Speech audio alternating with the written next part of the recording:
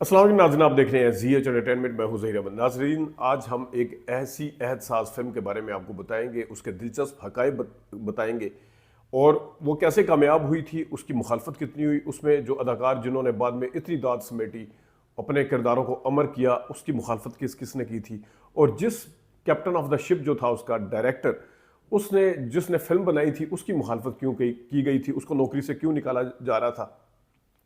اور اس فلم نے نہ صرف وہاں پہ ہالی ووڈ میں ایک نئی بنیاد ڈالی، بلکہ اس کے اثر سے اس فلم کی جو ایسی اتنی تگڑی لیگسی ہے، اس کا اتنا اثر ہے کہ اس سے کوئی بھی انڈسٹری نہیں بچ سکی، نہ تو لالی ووڈ بچ سکا جو پاکستان کی فلم انڈسٹری ہے، نہ بالی ووڈ بچ سکا، اور انہوں نے ٹوٹل کاپی کی اس کے سین ٹو سین چوری کیے۔ وہ فلم تھی the God father. The God father کے بارے میں کون نہیں جانتا، اس کے سیکول وہ بنے، 3 پارٹ بنے اس کے، اور یہ فلم جو تھی 1972 میں ریلیز ہوئی تھی۔ اس فلم کے بارے میں آپ کو کچھ بتاتے ہیں، اس کے ڈائلاگ کتنے مشہور ہوئے تھے، دلچسپ حقائق کیا ہیں، اس کا بزنس کیا تھا۔ سب سے پہلے آپ کو بتاتے ہیں جناب کہ 15 مارچ 1972 کو ریلیز ہونے والی دا گاڈ فادر، جب امریکہ میں یہ فلم لگی، اس کا اس وقت کے حساب سے شروع میں 2 ملین بجٹ رکھا گیا تھا کہ یہ 2 ملین میں بنے گی، لیکن یہ بجٹ جو تھا یہ چلتے کرتے کرتے 6.2 ملین سے تو ناظرین آپ نے دیکھا کہ اس طریقے سے جو کیپولا صاحب تھے ان کی نوکری بچی، اور انہوں نے یہ فلم بنائی، اور نہ صرف یہ فلم بنائی بلکہ ایک نام پیدا کیا، اور اگر ان کو نکال دیا جاتا تو یہ اتنی بڑی فلم سے بھی شاید اس طریقے سے لوگ دیکھنے سے محروم رہ جاتے۔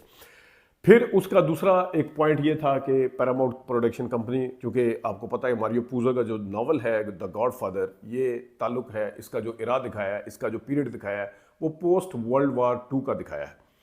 تو اس کو ماڈرنائز کرنے کے لیے کہا گیا کہ اس کو ماڈرنائز کیا جائے تاکہ اس ٹائم کے حساب سے ہمیں کوئی زیادہ سیٹ بھی نہ لگانے پڑے، زیادہ خرچہ بھی نہ کرنا پڑے، وہ ٹائم دکھانے کے لیے ہمیں بڑا زور لگانا پڑے گا، نیو یارک سٹی اور فلاں فلاں۔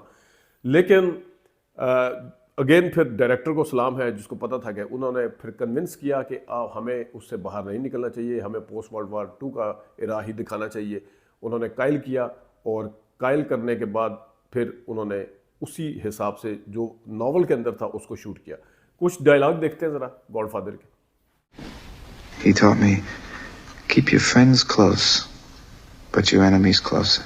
ایک اور دلچسپ جو اس کی حقیقت ہے وہ یہ ہے کہ اس کے اندر جب فیملی کو دکھانا تھا، کریکٹرز کو، جو فیملی ان کی پوری تھی کارلیونے کی، تو وہاں پہ ایک ڈنر ارینج کیا گیا، اور اس ڈنر کے دوران کہا گیا کہ آپ سارے اپنے اپنے کریکٹر کے ساتھ بندے رہیں گے، اور وہ ایک قسم کی ریہرسل بھی تھی، اور وہ ایک قسم کی سیٹسفیکشن بھی تھی کہ یہ کیسا نظر آئے گا۔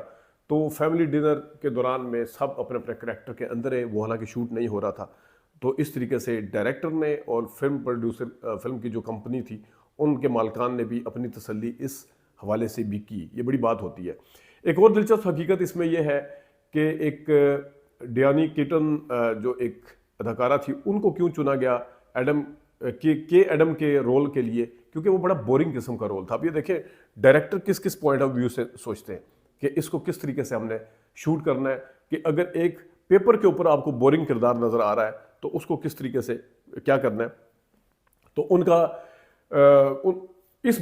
ان کے نزدیک یہ سب سے بورنگ کردار تھا، لیکن اس اداکارہ کو ایک سینٹرک کہا جاتا تھا کہ یہ ایک ایسی ہے جو عجیب عجیب حرکتیں کرتی تھی، تو اس نے اس رول کو اپنے طور کے اوپر ادا کیا۔ تو اس طریقے سے اس بورنگ کردار کے اندر بھی اس نے جان ڈالی۔ یہاں پہ بھی داد دینی بنتی ہے ہدایت کار کو۔ ذرا دیکھتے ہیں اس اداکارہ کا ایک سب سے بڑے کردار کے لیے جب ویٹو کارلیونی کا کردار تھا، اس کی سلیکشن کا ٹائم آیا، تو اس میں کیپولا صاحب نے جو ڈائریکٹر تھے مارلن برینڈو کا نام لیا، جو بہت بڑا نام تھے اس وقت۔ ظاہر ہے ایک بندہ 50s سے کام کر رہا ہے اور یہ فلم بن رہی ہے ارلی 70s میں، تو ان کا نام لیا گیا۔ لیکن پیراماؤنٹ کمپنی والوں نے کہا کہ وہ ہماری کمپنی کی فلم میں کبھی نہیں آیا اور نہیں آئے گا، اس سے وہ مطمئن نہیں تھے۔ اب یہ کیوں نہیں تھے اس کی ریزن نہیں پتا، لیکن کیپولا صاحب اگین ڈٹ گئے۔ انہوں نے مارلن برینڈو صاحب کو بلایا، ان کو یہ نہیں بتایا کہ آپ کا سکرین ٹیسٹ کرنا ہے، کیونکہ ظاہر اتنے بڑے اداکار کو جب آپ یہ بتائیں کہ سکرین ٹیسٹ کرنا، وہ مائنڈ کرتا ہے وہ کیوں آتا۔ لیکن اس کو یہ بتایا گیا کہ جناب آپ کا میک اپ ٹیسٹ ہے۔ میک اپ ظاہر ان کا ایک اپنا میک اپ تھا، ویٹو کارلیونی کا جو کریکٹر تھا، تو میک اپ ٹیسٹ کرنا ہے. ان کو میک اپ ٹیسٹ کر کے بلایا گیا, ان کی تصویریں لی گئی. جب پیراماؤنٹ کمپنی کو دکھایا گیا جو اس کی مخالفت کر لیتے مارلن برینڈو کی, تو مارلن برینڈو کو دیکھ کے وہ خود بھی نہیں پہچان سکے. مارلن برینڈو جو تھے اس میک اپ کے اندر ایسے لگے کہ وہ بھی دیکھنے والے جو مخالفت کرنے والے تھے وہ بھی اچھلے ایک دفعہ دیکھ کے. اور کہا یہ جاتا ہے کیونکہ ان کے یہ چکس جو تھے یہ بالکل اندر تھے, تو اس کو ذرا بل ڈاگ کی طرح, یہ ورڈ باقاعدہ یوز ہوا ہے, میں اپنے پاس سے نہیں کہہ رہا, دکھانے کے لیے انہوں نے اندر کاٹن برڈز رکھے تھے تاکہ بڑا نظر آئے. فلم کے اندر کچھ خبریں ملتی ہیں کہ فلم کے اندر بھی یوز ہوا تھا, لیکن فلم کے اندر نہیں کیا گیا تھا. اسپیشل وہ جو میک اپ ٹیسٹ تھا اس کے لیے یوز کیا گیا تھا. اور آصف علی زرداری جو پاکستان کے اس وقت بھی صدر ہیں, ان کی فیوریٹ فلم ہے جو انہوں نے 11-12 دفعہ دیکھی ہے. جتنے سال وہ جیل میں رہے ہیں میرے خیال میں اتنے سے ہر سال میں ایک دفعہ دیکھتے تھے شاید. تو وہ ان کے سے کتنے متاثر ہیں, کچھ تصاویریں آپ کو دکھاتے ہیں دونوں کی, آپ خود اندازہ کریے گا کہ ویٹو کارلیونے کا کردار ادا کرنے والے مارلن برینڈو کتنوں کے فیوریٹ تھے اور وہ کردار کتنوں کا فیوریٹ تھا. ناظرین, صرف یہی نہیں بلکہ میرے فیوریٹ اداکار الپچینو جو کہ اس میں مائیکل کارلیونی یعنی کہ ویٹو کارلیونی کے بیٹے کا کردار ادا کر رہے تھے, اس کردار کے لیے جب کہا گیا تو کچھ لوگ لارنس اولیور کا نام لے رہے تھے, کوئی کس کا نام لے رہے تھے. پیراماؤنٹ کمپنی اسی کو چاہتی تھی, لارنس کو, لیکن جو کیپولا صاحب تھے وہ رکھنا چاہتے تھے جناب اگین الپچینو کو.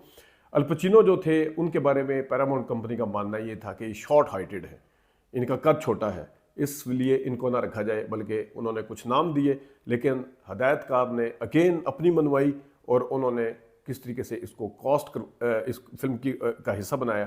دیکھیے گا ایک سین دکھاتے ہیں. Okay, my father's way of doing things is over. It's finished. اگرچہ رابرٹ ڈینیرو صاحب بعد میں بننے والی گاڈ فادر کا حصہ تھے, لیکن اس فلم کے لیے بھی وہ آڈیشن دینا چاہ رہے تھے, ان کا نام آیا تھا اس کے لیے, لیکن جو ہدایت کار کا قرعہ تھا, جو ہدایت کار کی مرضی تھی وہ جیمز کین کے حق میں تھی. تو اس وجہ سے رابرٹ ڈینیرو جو تھے جو بعد میں حصہ بھی بنے, وہ اس فلم کا حصہ نہیں بن پائے. لینی مونٹانا جو کہ ایک ریسلر تھے جنہوں نے لوکا برسی کا کردار ادا کیا, اس میں وہ ریسلر تھے, وہ ظاہر ہے ان کا اداکاری کا کوئی تجربہ نہیں تھا, ان کی پریکٹس نہیں تھی, یعنی کہ وہ تجربہ نہیں رکھتے تھے. تو جب مارلن برینڈو جیسے بڑے آدمی کے سامنے انہیں ڈائلاگ بولنے پڑے تو وہ بڑی دفعہ انہوں نے ریہرسل کی, بڑی دفعہ ری ٹیکس لی گئی, پورا دن لگ گیا, لیکن وہ والا سین جو ایک ریکوائرڈ تھا, جو اس کے رزلٹ چاہیے تھا, وہ نہیں مل سکا. تو پھر اس میں کیپولا جیسے ذہین ہدایت کار نے یہ ساری چیزوں کو دیکھتے ہوئے ایک رستہ نکالا کہ وہ یہ کہتا ہے کہ جب ویٹو کارلیونی کو ملنے کے لیے جب یہ جائے گا کردار لوکا, تو وہ ایک ریہرسل کرے گا پہلے, کیونکہ وہ اسے ظاہر ایک گاڈ فادر دکھایا اس کو, تو وہ اس کی ریہرسل کرتے ہوئے پہلے لائنز لی گئیں, اس کو شوٹ کیا گیا جو وہ ریہرسل کر رہا تھا, تاکہ اس کے سامنے جب جا کے بیٹھے اگر اس کے اندر کوئی کسر بھی رہے تو پھر بھی اس کا ایک مارجن رہے. اس حوالے سے اس نے اس کو جسٹیفائی جس طریقے سے کیا, یہ ایک دیکھنے سے تعلق رکھتی ہے چیز. علاوہ ایک اور چیز جو تھی, آپ نے دیکھا ہوگا کہ مارلن برینڈو یعنی ویٹو کارلیونے کے پاس ایک کیٹ ہوتی ہے جو ہر ٹائم اپنی گود میں بٹھا کے رکھتا ہے. وہ کیٹ جو تھی اسٹرے کیٹ تھی, یعنی کہ آوارہ بلی تھی, وہ کوئی پالتو نہیں تھی کہ کسی کے ساتھ ہلی بھی ہو, نہ ایون مارلن برینڈو تو کیا کسی ہدایت کار یا کسی جو ساتھی اداکار تھے ان کی کسی کی نہیں تھی.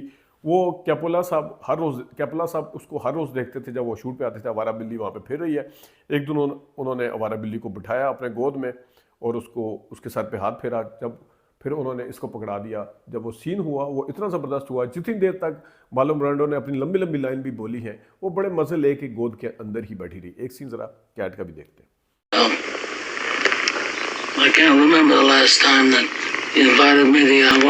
تو ناظرین, یہ تھی کچھ حقائق اس ٹرینڈ سیٹر فلم کے جس کا نام آج تک چلتا ہے, جو آج بھی مانی جاتی ہے. سب کچھ بدل گیا, نیا دور آ گیا ہے, آج بھی سارا کچھ ویسے ہی ہوتا ہے.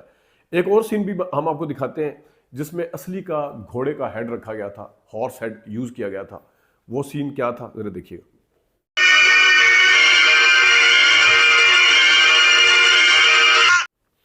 ناظرین, ایک یہاں پہ دلچسپ قصہ آپ کو بتاتے جائیں. انداتا فلم کے اندر بھی یہ سین تھا. وہ دلچسپ قصہ ہے کہ پولیس نے کیسے ریڈ کیا تھا, لیکن پہلے وہ آپ کو سین دکھا دیتے ہیں. ہم پہلے اپنے انداتا کے ریویو میں دکھا بھی چکے, دیکھیے گا ذرا. فلم میں ایک سین ہے جس میں گھوڑے کا سر دکھایا گیا ہے, جو کہ گھوڑے کا سر دکھاتے ہیں کاٹ کے, وہ اصلی کا ہے. اور جو یہ سین اسی طرح کاپی کیا گیا اس فلم سے, دی گاڈ فادر سے. اور اس میں آپ کو ایک چیز بتاتا چلوں کہ یہ فلم آئی تھی 1975 میں. اس زمانے میں میرا نام ہے محبت فلم آئی تھی اگست میں 1975 میں. غلام الدین صاحب کی پہلی فلم تھی. اسٹوڈیو آنا جانا پہلی دفعہ شروع کیا تھا. انہوں نے ہمیں بتایا کہ میں جب ایک دفعہ شوٹنگ کرنے کے لیے اسٹوڈیو گیا, آگے دیکھا کچھ لوگ آگے آگے بھاگ رہے ہیں اور پولیس ان کے پیچھے ہے. تو میں سمجھا کہ شاید یہ کسی فلم کا شوٹ ہے. ظاہر اسٹوڈیو کے اندر جب پولیس آپ کو نظر آئے گی تو وہ ایسے ہی لگے گا جس طرح شوٹنگ ہو رہی ہے. لیکن بعد میں پتہ چلا کہ وہ اصلی کا ریڈ تھا, کیونکہ اسٹوڈیو سے کسی نے مخبری کر دی تھی کہ گھوڑے کا جو سر ہے وہ اصلی کا لایا گیا ہے. کہاں سے لایا گیا ہے؟ تو وہ محکمہ پتہ نہیں کون سے والے جو ایک پروٹیکشن والے, اینیمل پروٹیکشن اور فلاں وہ سارے آئے. انہوں نے پولیس کو شکایت کی اور اس طریقے سے پولیس نے ریڈ کیا تھا اس حوالے سے. یہ تھا گاڈ فادر کے حوالے سے کچھ بات چیت. اپنا خیال رکھیے گا. ابھی تک کے لیے اتنی اجازت دیجیے. اللہ حافظ.